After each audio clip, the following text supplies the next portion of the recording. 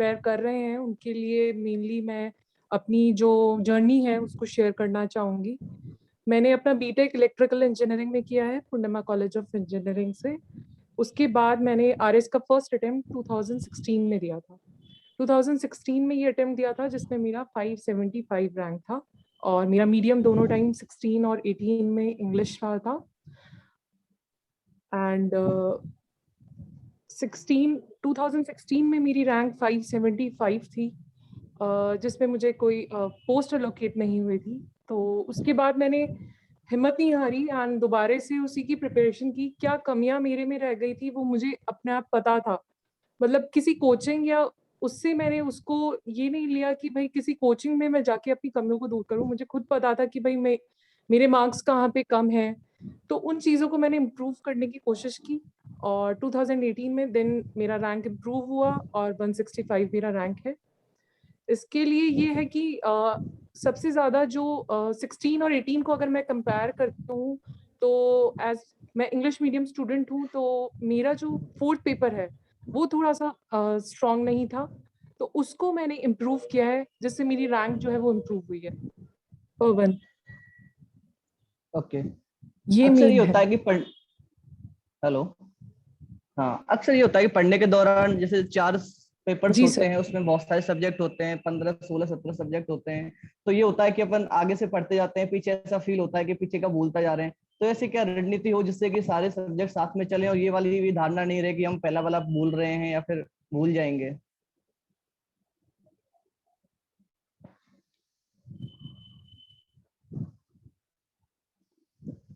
आप सुन पा रहे हो? हेलो।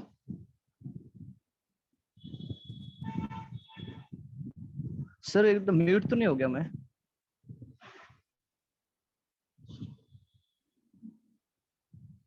सर आप म्यूट हो गए हो शायद। आप अपना ऑन करो एक बार। हाँ, शिवानी आ गई है कहीं। हाँ, शिवानी आप सुन पा रहे हो? अनम्यूट कीजिए शिवानी, आप कहाँ पे रहे? एक मिनट में हाँ, मैं सुन पा रही हूँ। हाँ, आवाज आ हाँ रही हाँ। अक्सर ये होता है कि अपन पढ़ने के दौरान आरएस में 4 सब्जेक्ट होते हैं, 15 16 सब्जेक्ट उसमें अंदर होते हैं पेपर्स के अंदर। तो ये होता है कि अपन आगे पढ़ते जा रहे हैं, पीछे का ऐसा लगता है कि भूल रहे हैं। तो क्या स्ट्रेटजी हो कि ऐसा नहीं लगे हमें कि मतलब कि सारा साथ चल रहा है, ऐसी रणनीति हो कि ठीक है, ऐसे भूले भी नहीं? इसके लिए सबसे मैं अपनी स्टार्टिंग से ही बताती हूँ मैंने कैसे प्रिपेयर किया था। फर्स्टली जैसे मैं एक इलेक्ट्रिकल इंजीनियर हूँ तो मेरे लिए बिल्कुल ही डिफरेंट फील्ड थी ये, सारे सब्जेक्ट्स को दोबारा पढ़ना। तो सबसे पहले आप एक पर्टिकुलर बुक लीजिए, उस हर सब्जेक्ट का एक बुक लीजिए और उसको फर्स्ट रीडिंग लीजिए। फर्स्ट रीडिंग लेके आप उसको जो बिल्कुल जिसने बिल्कुल ही नहीं पढ़ा है या जिसने अपने बीए और उनमें पढ़ा हुआ है तो वो उसको एक बार रिवाइज कीजिए अकॉर्डिंग टू सिलेबस कि किस तरह से हम उसको पूरे सिलेबस को आप कवर अप कीजिए कि कैसे कौन से सब्जेक्ट्स हैं और उनकी क्या क्या सिलेबस है, कितना हमें पढ़ना है। उन बुक्स को आप पहले फर्स्ट ऑफ ऑल डिसाइड कीजिए। वो बुक्स आपकी डिसाइड हो जाती हैं, फिर आप अपनी फर्स्ट रीडिंग ले लेते हैं। देन उसके बाद आपको लगेगा कि आपको कुछ भी याद नहीं हुआ है और कुछ कंसेप्ट्स नहीं है और आप उसी टाइम क्या करते हैं, मोस्टली स्टूडेंट्स वो पेपर्स देखने लग जाते हैं और उनको लगता है कि मेरे को तो राइटिंग स्किल भी नहीं आता, मुझे तो ये नहीं आता। बट स्ट्रैटेजी वाइज चलिए, फर्स्ट रीडिंग लीजिए, उसमें अपना कॉन्फिडेंस रखिए कि हाँ मैं इसको कर सकता हूँ, हमेशा पॉजिटिव रहिए। उसके बाद फर्स्ट रीडिंग होने के बाद सेकंड रीडिंग जब आप करते हैं तो आपको ये लगता है कि थोड़ा थोड़ा मुझे याद होने लगा है बट अभी भी पूरा नहीं है, तो उसके लिए रिविजन्स बढ़ाइए, राइटिंग स्किल्स को बढ़ाइए मेंस के लिए। ऐसे है। और एक ये होता है कि हर स्टूडेंट को पता चल जाता है कि उसके कौन से सब्जेक्ट्स स्ट्रांग है, मतलब फर्स्ट रीडिंग में ही उसको काफी कंसेप्ट उसके क्लियर हो जाते हैं। बट कुछ सब्जेक्ट्स ऐसे होते हैं जो फॉर एग्जांपल मैं अपने लिए बताना चाहूंगी, जैसे मुझे जैसे हिस्ट्री हो गया, तो हिस्ट्री, हिंदी, तो वो मेरे लिए थोड़ा सा मुझे लगता था कि मुझे उसके लिए 3 to 4 रीडिंग्स चाहिए, तो वो रीडिंग्स लेके उसके बाद आप उसको फिर रीडिंग्स ली हैं आपने, फिर आपने नोट्स बनाना स्टार्ट किया है। आप फर्स्ट और सेकंड रीडिंग में तो आप ये मान के चलिए कि आपको लगेगा कि मुझे तो कुछ नहीं आता, बट आप उसको पॉजिटिवली लीजिए कि हाँ मैंने एटलीस्ट उस बुक को 2 times पढ़ लिया है। फिर 3 times उसको स्टार्ट कीजिए, फिर नोट्स बनाना स्टार्ट कीजिए। इस तरह से ये जर्नी ये नहीं है कि आप कोई शॉर्टकट आप ले लेंगे तो उससे आप उसको अचीव कर सकते हैं। It is a continuous process. अगर कंटिन्यूस आप नोट्स बनाते रहे, आप रिवीजन टेस्ट सीरीज करते रहे, तो आप डेफिनेटली उसको अचीव कर पाएंगे। ऐसा कुछ भी नहीं होगा जो अपन को याद नहीं होगा। और जो याद, इवन अगर हमें पता है कि ये चीज हमें याद नहीं रही, तो उसको आप कितनी बार रिपीट करते हैं तो डेफिनेटली आप उसको क्लियर कर पाएंगे। ओके ओके, ठीक है। एक चीज ये होती है कि जैसे क्या होता है, आरएस का प्रोसेस थोड़ा लंबा होता है, 2-3 साल जी तक चल जाता है। तो इस दौरान एक यस। लंबी जर्नी होती है, उसमें बहुत सारे अप्स डाउन आते हैं। तो अपन मोटिवेशन, अपना मोटिवेशन भी नीचे डाउन होता है, डिमोरलाइज होते हैं अपन। तो क्या चीज जो आपको बिल्कुल। हमेशा प्रेरित करती रही कि ठीक है करना है, कंटिन्यूस करना है, कि नीचे नर्वस नहीं होना है? सबसे तो क्या पहले तो चीजें ये है रही ऐसे? कि इसके लिए मैं आपको बताना चाहूंगी, फर्स्ट तो आपके अंदर, खुद के अंदर कॉन्फिडेंस होना चाहिए कि आप कर सकते हैं, फर्स्ट। सेकंड, मैं मानना चाहूंगी कि आपको एक गुरु की बहुत जरूरत होती है। मैं ये जरूर कह रही हूँ कि मैंने कोई कोचिंग नहीं की है, बट मेरे लिए मेरे पिता जो हैं उन्होंने मुझे हमेशा मोटिवेट किया। इसलिए हर स्टूडेंट को एक ऐसा इंसान जिस पे आप पूरा भरोसा कर सके, वो आपको एक मोटिवेटर के रूप में हमेशा रखना चाहिए। मोटिवेट करेंगे वो आपको, पॉजिटिव एनर्जी जो चाहिए होती है, बिकॉज ये जो एग्जाम है ये काफी टाइम पीरियड का है, मतलब 2 to 3 years लग जाते हैं। तो वो नेगेटिव हर टॉपर भी होता है, बट ये है कि पॉजिटिव स्टूडेंट, पॉजिटिव जो आपके फ्रेंड्स हो गए, आपके रिलेटिव्स हो गए, अगर वो है, वो चाहे छोटे से 4 लोग भी अगर आपको पॉजिटिव वो देते हैं एनर्जी, तो उनके साथ आप रहिए, नेगेटिव लोगों के साथ ना रहिए। ये मैं कहना चाहूंगी। ओके, जैसा कि आपने बताया कि आपकी फर्स्ट जो अटेम्प्ट था उसमें आपकी 575 कुछ रैंक थी। तो यस। फर्स्ट अटेम्प्ट के बाद आपने खुद का जो सेल्फ इवैल्यूएशन किया, मूल्यांकन किया, वो मतलब कैसे किया कि ठीक है यहाँ चीजें कमी है? कौन कौन सी चीजें थी जो आपने फर्स्ट अटेम्प्ट के बाद सेकंड में बदलाव किया है? तो क्या क्या सब्जेक्ट वाइज थे या फिर पढ़ने का तरीका था? तो मतलब क्या चीजें थी जो आपने चेंजेस की अपने आप में? ओके। जैसे मेरा 575 रैंक आया, तो मेरे मेंस में मेरा जो फोर्थ पेपर था वो स्ट्रांग नहीं था। बाकी मेरा फर्स्ट सेकंड थर्ड वो स्ट्रांग पेपर थे। तो जैसे ही मेंस के मार्क्स आए, तो मुझे खुद पता चल गया था कि मेरा जो हिंदी का पेपर है वो मैंने कंप्लीट कर लिया था, बट वो जो एक क्वालिटी होती है वो नहीं थी, इसलिए मेरे मार्क्स उसमें इतने अच्छे नहीं आए थे। तो उस चीज को मैंने इम्प्रूव करने के लिए, सबसे पहले फर्स्टली मैंने मेंस की जो टेस्ट सीरीज है वो मैंने काफी सारी कोचिंग्स की ली। तो फर्स्ट ऑफ ऑल मैंने ये एनालिसिस किया कि मैं पेपर को कंप्लीट 3 आवर्स में कर सकती हूँ या नहीं।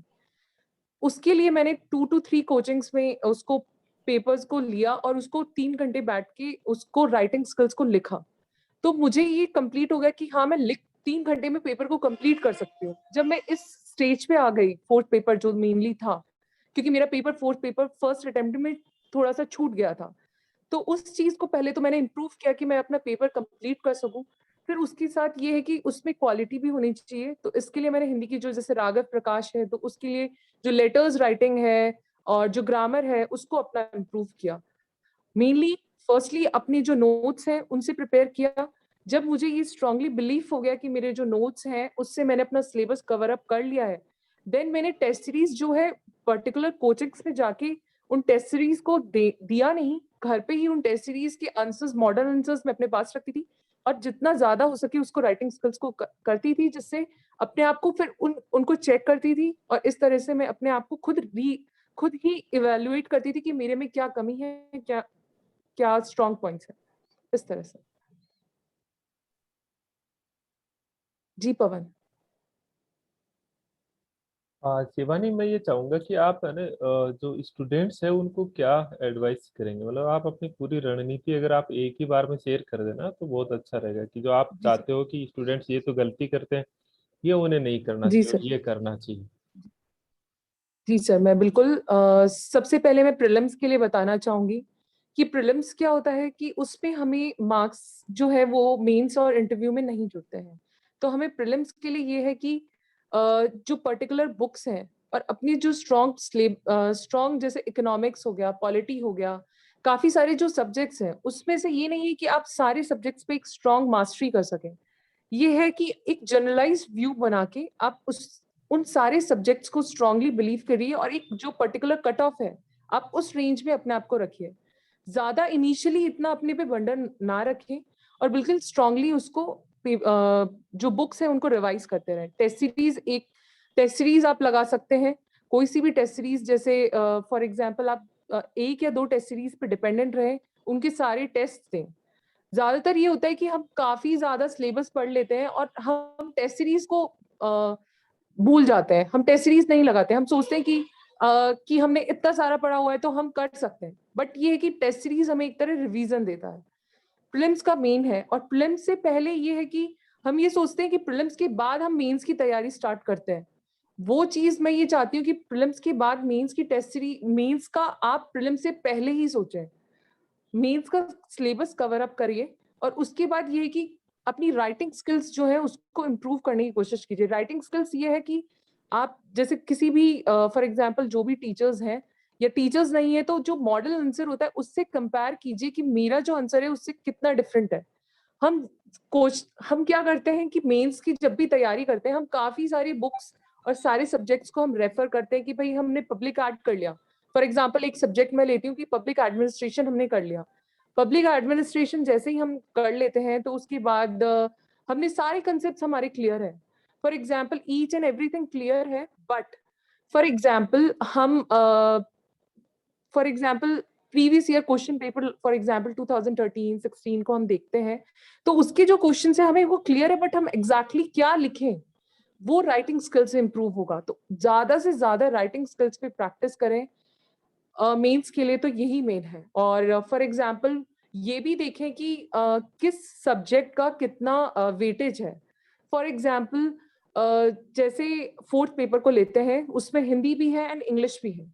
इंग्लिश का वेटेज 80 मार्क्स है और हिंदी का 120 मार्क्स है। तो फॉर एग्जाम्पल चाहे इंग्लिश मीडियम स्टूडेंट हो चाहे हिंदी मीडियम स्टूडेंट हो, उनको इंग्लिश जो हिंदी है उसकी अपन को ग्रामर जो है उसको स्ट्रांगली अपन को, एक बुक राघव प्रकाश है जो मैंने रेफर की थी, मैंने ज्यादा कोई बुक नहीं पढ़ी और हिंदी मेरा पहले कोई बैकग्राउंड नहीं था, इजीली राघव प्रकाश को रिपीटेडली मैंने रिवाइज किया, उसके जो उसी में जो लेटर्स हैं उनको दोबारा दोबारा लिखा, जितना ज्यादा मैंने राइटिंग प्रैक्टिस की उससे मेरा जो स्कोर है वो इम्प्रूव हुआ। और ये बताना चाहूंगी कि एक ये भी चीज है कि बुक्स का बहुत ज्यादा ये होता है कि हम इतनी बुक्स खरीद लेते हैं कि एट लास्ट जब पेपर अपने पास होता है तो हमारे पास कोई पर्टिकुलर रिवीजन के लिए कुछ नहीं होता है। बुक्स जितनी कम हो सके उतनी रखें, ये मैं कहना चाहूंगी। और इंटरव्यू के लिए मैं ये कहना चाहूंगी कि मेरा फर्स्ट अटेम्प्ट जो था उसमें मेरा जो स्कोर था वो 78 मार्क्स था आउट ऑफ 100। तो इंटरव्यू के लिए मैंने ज्यादा से ज्यादा जो मॉक टेस्ट है वो दिए थे, और एक पर्टिकुलर मैंने कॉपी उसके लिए बना ली थी, जो मेजर इश्यूज हैं, वेरियस जो वीडियोस आते थे उनको वीडियोस को देख के एंड उनको अपनी पर्टिकुलर वन एक छोटी सी कॉपी आप रखिए, उसमें आप अपने जो भी करंट इश्यूज आ रहे हैं उनको मतलब स्मॉल स्मॉल पॉइंट्स बना के, की पॉइंट्स बना के मैं उसको लिख लेती थी। उसके बाद फॉर एग्जांपल शीशे के आगे अपने आप बोलना या फिर मॉक इंटरव्यूज देने, इस तरह से मैंने इंटरव्यू के लिए प्रिपेयर किया था। तो इंटरव्यू के लिए मुझे इतना नहीं था, बट मेनली ये था कि आप अपनी कमियों को पहचाने, उस कमी को दूर करने के लिए उस पर्टिकुलर सब्जेक्ट को लीजिए एंड की पॉइंट्स को रेफर कीजिए कि भाई हाँ भाई इसमें मुझे किस तरह से ज्यादा मिल सके। जी सर। अभी हम सबसे आपसे इंटरेक्टिव सेशन ही रखेंगे। आप जिसको भी क्वेश्चन पूछना हो वो अनम्यूट कीजिएगा, लेकिन 2-3 मिनट बाद में हम इंटरेक्टिव सेशन रखेंगे। ये 40 मिनट की आईडी है, तुरंत अगर ये पूरी हो जाती है तो हमको दोबारा जुड़ना है। इंटरव्यू के लिए आप बात एक एक साइड मुझे लगता है स्टूडेंट्स जो जानना चाहते हैं, मैं जितना समझ पा रहा हूँ वो ये जानना चाहते हैं कि आप नोट्स कैसे बनाएं। एक तो उनका ये क्यूरीज है, दूसरा है कि आप पर्टिकुलर रेफरेंस बुक अगर, क्योंकि बेसिकली वैसे तो मैं स्टूडेंट्स को बताना चाहूंगा हर साल जो स्टडी मटेरियल है वो बदलता है। कई रेफर अब जैसे यस रेफरेंस बुक में पब्लिक एडमिनिस्ट्रेशन में मैंने रेफरेंस बुक लिखी है, टेक्स्ट बुक बड़ी डिटेल से, तो अब धीरे धीरे चीजें बदल जाती है, चीजें अभी तक आरएस में है नहीं। यस इसके लिए बहुत बहुत मुझे लगता है कई जगह से चीजों को करना पड़ता है, आपको डिफिकल्ट। कलेक्ट करना पड़ता है। तो नोट्स कैसे बनाए। और आप ये भी बता रहे थे शायद इंटरव्यू में मेरे वीडियो भी आपने काफी अभी थोड़ी देर पहले मेरी यस आपसे बात हो रही थी, तो यस उनका कैसे बेनिफिट उठा सकते हैं, उन्हें कैसे आपने नोट्स बनाया उन वीडियोज का, ये भी थोड़ा सा बताएं कि नोट्स किस फॉर्मेट में बनाए। बहुत डिटेल से नोट्स बनाएं या बहुत शॉर्ट फॉर्मेट में नोट्स बनाएं, और आंसर लिखने में कैसे किन बातों का ध्यान रखना चाहिए, क्योंकि बेसिकली हम लोग आंसर राइटिंग सेशन ज्यादा चलवाता हूँ मैं ये। और जी फिर सर। आपके क्वेश्चन होंगे स्टूडेंट्स, आप सीधे क्वेश्चन पूछ सकते हैं इसके बाद में। सर मैं बताना चाहूंगी कि मैंने मेंस का किस तरह से नोट्स बनाए थे। मैंने 2 लेवल्स में नोट्स बनाए थे। फर्स्ट ऑफ ऑल, जैसे एक स्टूडेंट, जैसे फॉर एग्जांपल एक टीचर पढ़ाता है और एक स्टूडेंट लिखता है, उस तरह के नोट्स थे। वो काफी बड़े, मतलब अच्छे क्वांटिटी में नोट्स थे। फॉर एग्जांपल किसी भी एक टॉपिक को पढ़ना है तो उससे रिलेटेड जो भी मुझे मिलता था वो मैं लिख लेती थी। इस तरह से जो मेरे इनिशियल जो नोट्स थे मेंस के, वो काफी अच्छे से, मतलब जो भी जहां से भी कोई भी बुक से मुझे ये मिला, या फिर फॉर एग्जांपल कोई टेस्ट सीरीज का कोई क्वेश्चन अच्छा लगा तो उसको मैं साइड में लिख लेती थी। इस तरह से जो मेरे इनिशियल नोट्स थे वो काफी स्ट्रांग थे। बट वो जो नोट्स हैं, वो जब आपका पेपर, फॉर एग्जांपल एक दिन में 2 पेपर्स होते हैं, तो आप उन सारे नोट्स को लेके आप अपने एग्जामिनेशन हॉल से बाहर नहीं जा सकते। आपको एक क्विक रिवीजन चाहिए होता है। तो आप ऐसे कीजिए, वो नोट्स जो प्रिपरेशन है वो कंटिन्यूसली चलेंगे। जैसे जैसे आपका सिलेबस कंप्लीट होता जाएगा, आप नोट्स बनाइए अच्छे से, पूरा डिटेलिंग कीजिए, सारी चीजें लिखिए, अच्छे से नोट्स बनाइए। फिर क्या होगा, जैसे आपकी बुक्स कंप्लीट हो जाएंगी, आपके नोट्स, आपके अच्छे बंडल्स नोट्स हो जाएंगे। फिर आप रिवाइज करेंगे, फर्स्ट रिवीजन करेंगे, सेकंड रिवीजन करेंगे। सेकंड रिवीजन के बाद आपको लगभग, आप 2 बार बुक पढ़ चुके हैं, आप नोट्स बना चुके हैं और 2 बार उस नोट्स का रिवीजन कर चुके हैं, तो आपको लगभग अपने नोट्स ऐसा होगा कि इस पेज पे ये लिखा हुआ है। इस तरह से आपकी माइंड में ये एक व्यू बन जाएगा कि हाँ भाई, मेरे, अगर कोई पूछेगा कि पब्लिक एडमिनिस्ट्रेशन का हायरार्की के नोट्स कहाँ पे है, तो इतना दिमाग में होगा कि ये वाला रजिस्टर है एंड इसमें से पेज 5 से पेज 6 तक मेरे हायरार्की के नोट्स हैं। उसके बाद जब आप इतने लेवल पे पहुंच जाते हैं कि आपके माइंड में आने लग जाता है कि हाँ भाई, मेरे नोट्स जो हैं वो आ, हो गया है कि भाई मुझे अब मतलब मेरे नोट्स में मुझे एक मेमोरी आ गई है कि भाई हाँ, मेरे को इस पेज से मुझे ये मिल गया है। देन आपको हर एक टॉपिक आपको एक पेज में लिख लेना चाहिए। वो होते हैं शॉर्ट नोट्स, जो आपको पेपर से पहले डायरेक्ट आप बस उसमें से पढ़ के जाएंगे। तो वो शॉर्ट नोट्स आप, जब आपका कंप्लीट रिवीजन हो जाए, जब आप उस नोट्स की बुक को छोड़ना चाहें, तो फिर आप शॉर्ट नोट्स बनाइए। उसमें ये होना चाहिए कि जो भी सिलेबस है उसका हर एक पॉइंट है, उसका सिर्फ एक पेज होना चाहिए। कैसे भी करके आपको उस एक पेज में पहुंचना है। जर्नी लॉन्ग है, बट धीरे धीरे अगर आप करेंगे तो वो एक पेज पे आप पहुंच जाएंगे। ये है। और अभी रिसेंटली जैसे इंटरव्यू हुआ था, तो उसमें मैं आपको बताना चाहूंगी कि इंटरव्यू के लिए ये है कि इंटरव्यू भी एक तरह थोड़े मेंस का एक जंप है। जैसे मेंस में आपने पूरा बंडल नोट्स बनाए, इंटरव्यू में वो करने की जरूरत नहीं है। इंटरव्यू में जैसे सीबी यादव सर है, उन्होंने पब्लिक एडमिनिस्ट्रेशन इतना अच्छा पढ़ाया, अब आप पूरे बुक्स को दोबारा रिवाइज नहीं कर सकते हैं। उसके लिए आप सिर्फ एक पतली सी एक नोटबुक रखिए, और उसमें जो भी, जैसे फॉर एग्जांपल पब्लिक एडमिनिस्ट्रेशन है, सर ने स्टार्टिंग किया था इंट्रोडक्शन और ये सब कुछ, तो इंट्रोडक्शन लिखा और उसका शॉर्ट नोट्स बनाए, तो 1 पेज 2 पेज। तो इस तरह से इंटरव्यू में वो आपके लिए हेल्प करेगा सर। ये है। पवन, आप स्टूडेंट से ले लीजिए, जो भी स्टूडेंट आप क्वेश्चन पूछना चाहते हैं अपने आप को अनम्यूट करते हुए सीधी बात कीजिए, क्योंकि मैं चाहता हूं कि आप अपनी, आपको डायरेक्ट फायदा होना चाहिए कि आपको क्या चीज लग रही है, जो आपके कहीं कंफ्यूजन है, आपको लग रहा है कि वो सवाल आपसे अनसुलझा है और वो उसमें मदद मिले। कोई भी स्टूडेंट अपने आप को अनम्यूट करते हुए क्वेश्चन पूछिए। पंकज शर्मा, ऊपर से स्टार्ट कर दे सर। पंकज शर्मा। मुझे लगता है अपने आप पूछ लेंगे, या आप नाम बोलोगे? आप नाम बोल। सर पंकज। हेलो। भाई। हाँ पंकज। हेलो। हाँ पंकज। जी सर। जी शिवानी मैडम नमस्कार, आपको बधाई हो बहुत नमस्ते। बहुत। धन्यवाद। जी जी मैडम, मैं यूं पूछना चाहूंगा कि जी जैसे आप साइंस बैकग्राउंड से रहे और इसमें जी 12-13 जैसे जो सब्जेक्ट हैं, ये काफी मानविकी के विषय हैं, जी तो सर। 2 पक्ष होते हैं कि एक तो बट टू रीड और एक बट नॉट टू रीड, जिसको आप बहुत कम, क्योंकि अगर उस सब्जेक्ट में आप मेहनत ज्यादा करें उससे बजाय किसी दूसरे सब्जेक्ट पे ज्यादा ध्यान दें, तो आपका जी बट नॉट टू रीड क्या था इसमें? जिसे बहुत ज्यादा आपने फोकस नहीं किया और उसकी बजाय किस सब्जेक्ट पे ज्यादा ध्यान दिया हो? पहले मैं बताती हूँ कि मैंने किस किस पे बहुत फोकस किया, जिस पे मतलब मेरा इतना स्ट्रांग था कि कोई सा भी क्वेश्चन आ जाए I am ready for it. Paper 1 में बताना चाहूंगी मेरा इकोनॉमिक्स और जो पार्ट 3 था जिसमें 3 सब्जेक्ट्स थे, सोशियोलॉजी, मैनेजमेंट और वो, उसको मैंने मेनली रखा।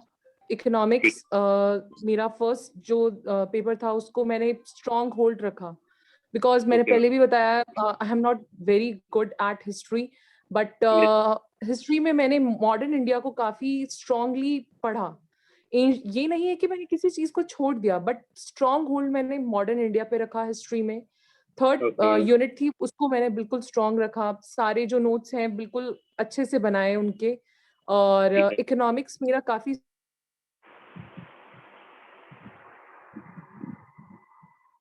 कोई, अगर आपके इकोनॉमिक्स के कंसेप्ट्स क्लियर है तो आपको इकोनॉमिक्स के लिए कोई बुक की जरूरत नहीं है।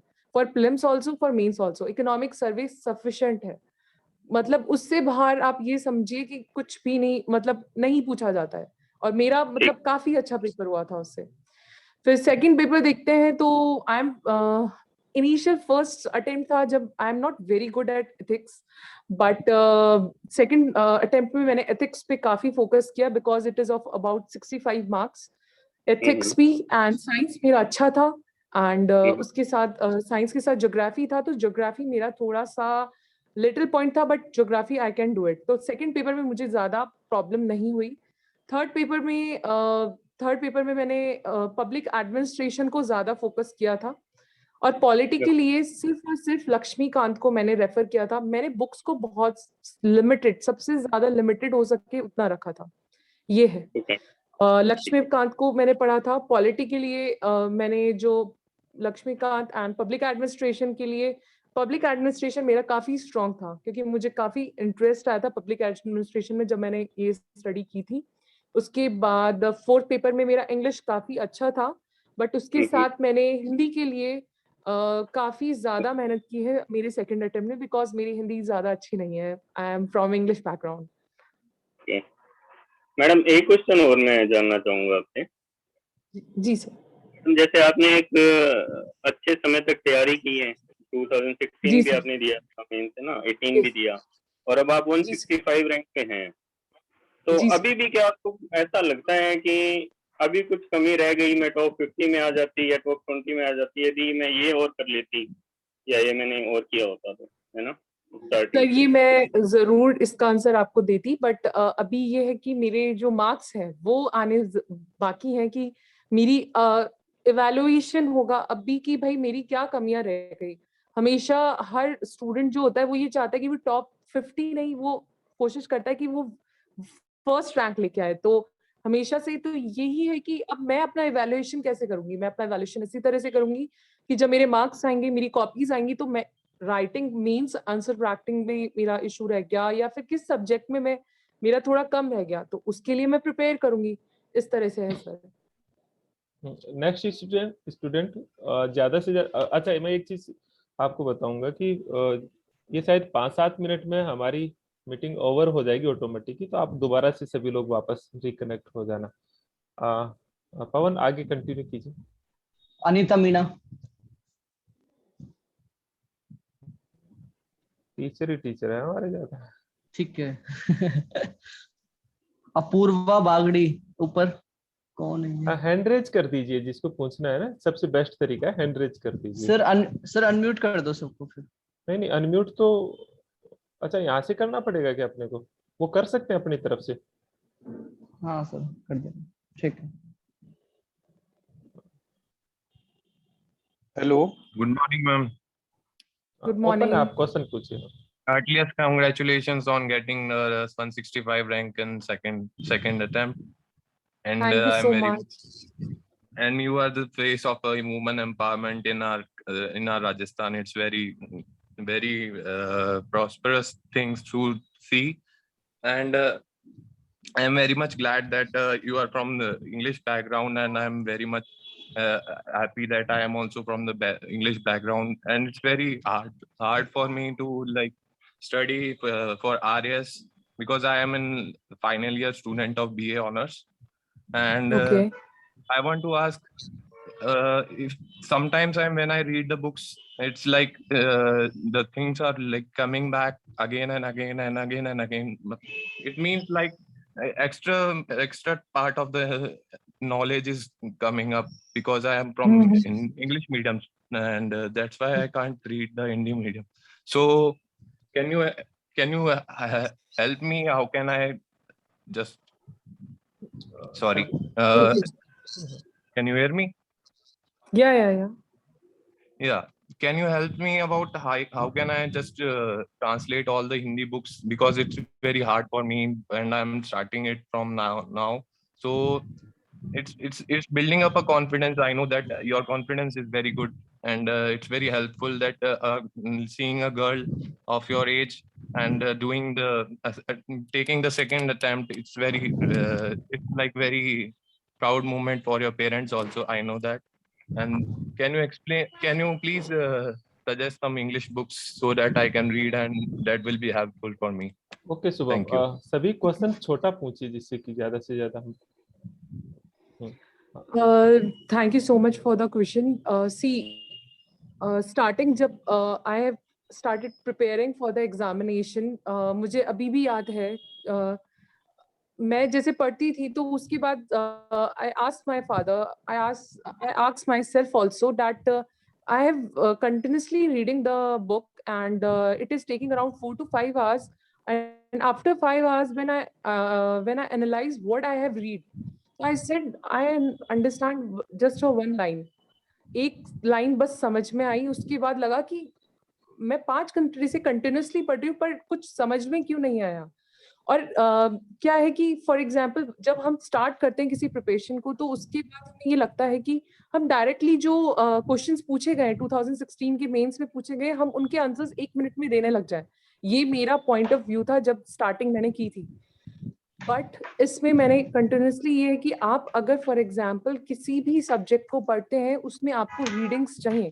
फॉर एग्जांपल किसी भी बुक को पढ़ते हो, किसी भी नोट्स को पढ़ते हो, आपने एक बार पढ़ लिया, आपने 4 to 5 आवर्स दिए, तो आपको उसको किसी स्टूडेंट को फर्स्ट रीडिंग में ही ये है कि काफी ज्यादा आ जाता है।